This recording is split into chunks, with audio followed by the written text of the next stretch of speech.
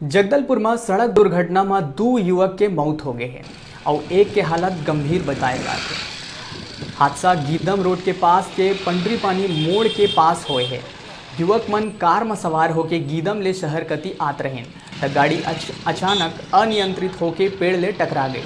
दुर्घटना अतका जबरदस्त रही कि कार के इंजन ही अलग हो गई और तीनों युवक बुरी तरह कार में ही फंसे रह गए।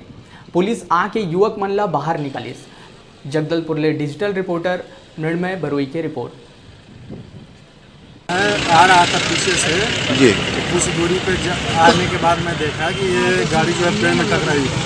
उसके बाद वहाँ पे पब्लिक भी आ गई तो हम लोग जाके ड्राइवर को निकाले तो सबको उस टाइम सांस आ रही, लेकिन कंडक्टर साइड में निकालने लायक नहीं था, पूरी गाड़ी पेड़ में अटकी हुई। क्या हुआ, उधर से गाड़ी आया बेचारा देख नहीं पाया होगा, ये सीधा रोड सोचा हो, सीधा रोड सोचने का ना जाके झाड़ में मैंने ठोक दिया उसने।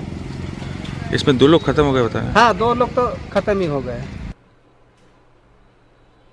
बेरा हो गए है छोटकन ब्रेक के। आप मन कहू झन जहां देखत रहो न्यूज़ 36।